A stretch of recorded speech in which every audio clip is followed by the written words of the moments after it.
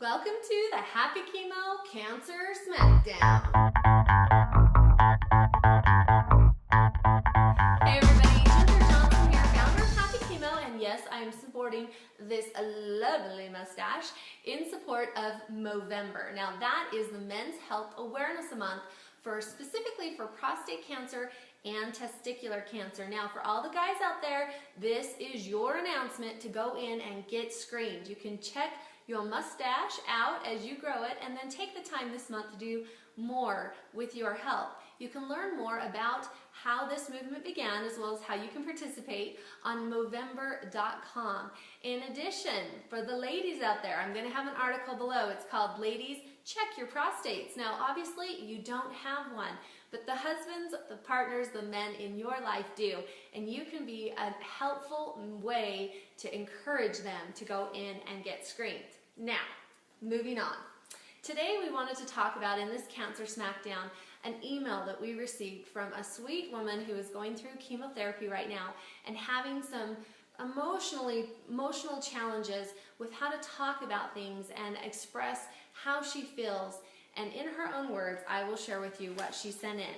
She wrote, "Dear Happy Chemo, thank you so much for all you're doing to help cancer survivors. And you are very welcome. I found a lot of great products through your site and love how happy it is. I'm wondering if you can help me. All my emotions are bottled up inside and I don't know what to do. I'm afraid to talk to my husband because there's already so much pressure on him, and there's not really anyone else who I feel will understand what I'm going through. Can you help? Love, Veronica." Well, Veronica, let's first by saying that, sweetheart, you are not alone. One of the biggest challenges that survivors often face is the emotional burdens that come along with diagnosis.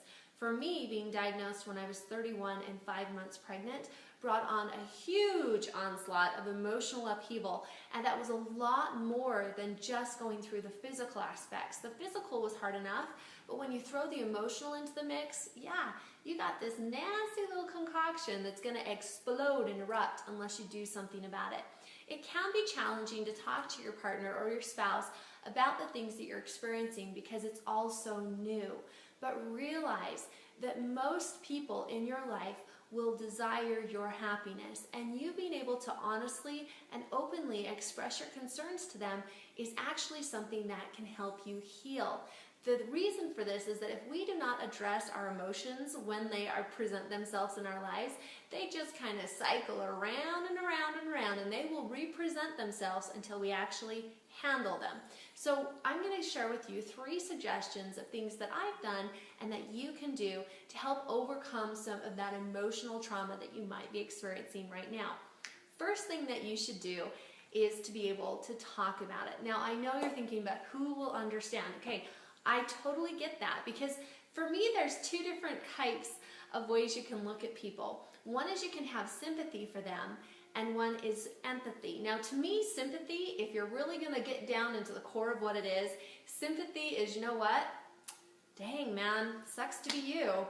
That is sympathy. I know I get backlash for that all the time, but it's really because although our hearts are in the right place, and although we want the best for that person, and although, you know, we might even say we're sorry for their situations, unless we've gone through what they've gone through, and unless we personally experienced that, sympathy is pretty much as good as we can get. Now, empathy, on the other hand, is where you actually have been there, done that, know what it's like, and when somebody talks to you about it, you can have this really straight, hardcore connection because you know that they and you have experienced the same thing.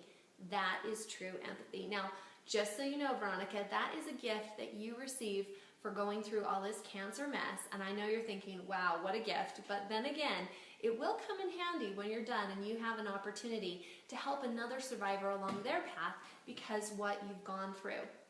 So really understand that being able to talk about your situation with someone that really gets what you're going through is a vital part of healing emotionally. Now there are several ways you can access support groups, whether it's through your hospital, your local oncology center, American Cancer Society, if it's online and you want to get into a chat group or a forum, there's also great organizations like Immerman Angels, and I will make sure there is a link below that you can access, and they will connect you directly to another person who has been in a similar place you have been.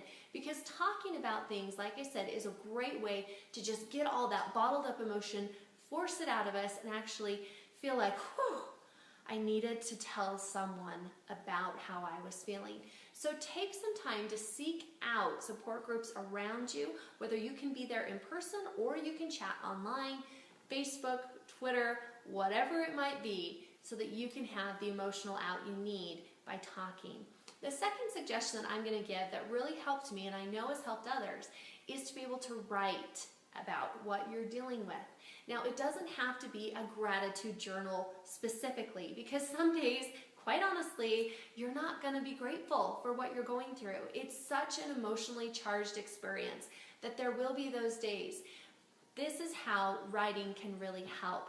Start by having a blank page, and on that blank page, start with some open-ended sentences. For example, right now, I'm really frustrated because ... and then you get to fill in the end. Write out an answer to that "I'm really frustrated today because" sentence about 5 or 6 times. And what you'll find that happens is that as you write it out, you will see that true and more deep answers start to surface on that paper. For example, your first "I'm really frustrated today because I'm feeling this way," or "my body hurts," and then add different things to that frustration. You might find out from your writings that down at the very deep core level, there's something else that's really bugging you. And by writing it out, you'll be able to identify that. This is kind of how this works. When someone comes up to you and says, well, how are you doing? Most people will say, I'm fine, right? That's the generic answer we give. I'm fine, even though really inside we're like, ah! But we say, I'm fine. Because we're kind of testing the waters to see if that person really wants to know what's really going on inside of us. When that person comes up and says, well, really, how are things going? And are you making it okay? Or, all of a sudden you're like, oh, they're interested and they really want to hear. And so you might push out a little bit more information to help them have a kind of a deeper insight into what you're feeling. The more they probe, the more you will give, because you feel that there's an open connection there. The same things apply when you're writing out these sentences.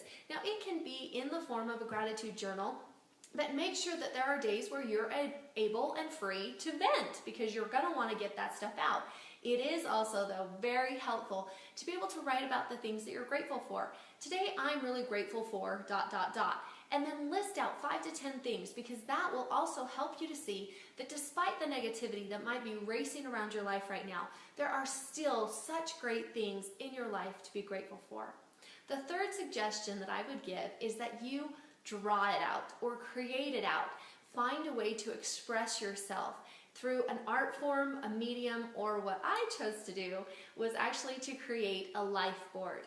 Now, the reason I did this is because I wanted to have something visually that I could look at daily to remind me of why I'm going through all this, what it is that meant the most to me and brought the most value into my life, and also kind of what I was fighting for, if you will. And so behind me, you will see what I created my life board to be, which is actually a picture display of all my kids and my husband and the things that we have done as a family. This is something that I created during my chemotherapy because I wanted to have a visual reminder of what I was fighting for and what was making all of this nastiness worth it. Now, you can choose to do like a cork board where you just post pictures or family notes or things as people give them to you. If you're a caregiver and you're watching this video, this is a great gift to give to a survivor. Create a life board of why you want them to be alive and the things that they have brought into your life, and then present it to them as a gift so that they can have it up in their bedroom or the hospital, wherever they might be getting their chemotherapy treatments or whatever kind of treatments they might be dealing with, so that they can have a visual reminder. It's a great way to be able to get out some of that emotion by looking at what really is important to you in your life and the why behind why you're doing what you're doing to live. Now today, our little challenge, the Happy Chemo Cancer Smackdown Challenge, is for you to choose one of those 3 things and to do it today. Take some time to find a way that you can talk about it. Identify support groups in your area or online. The second thing, to write about it. Write out your what are called sentence stems, where you're writing that open-ended sentence, ... and you fill in the blank. Make sure that you do frustrations as well as what you're grateful for. And then in the third one, create or draw it out. Make a life board or a visual reminder of why you're doing what you're doing and why you want to live. Once you identify the why, going through the process is so much easier. Not that it takes away the pain or the frustration, but your level to overcome it is heightened because you can look visually and see why you're going through what you're going through. Now, for those of you who are barely newly diagnosed and who might be suffering with the emotional trauma of fearing death, I wanted to share with you today, and this is the Happy Chemo Shareable. You can share it on Facebook, Twitter, Pinterest, wherever your heart delights. But this is the shareable that came today from Norman Cousins, who wrote, "Death is not the greatest loss in life. The greatest loss in life is what dies inside of us while we live. Remember that you are still alive. You are here for a purpose, and I know that there's chaos in your life, but allow what's inside of you to live. You can do that by talking it out, writing it out, drawing it out, and identifying why you want to be here. We know that there is happiness ahead for you. Stay strong, keep fighting, reach out to others, and make sure that if you have a suggestion of how you've overcome the emotional trauma, that you enter it in the comments below, because you just never know who you will touch. Your words matter, your lives matter, and we are so grateful that you are here with us on happychemo.com. This is Ginger Johnson, excited to share the Happy Chemo Cancer Smackdown with you, and I am wishing you all the hope, health, and happiness you can handle.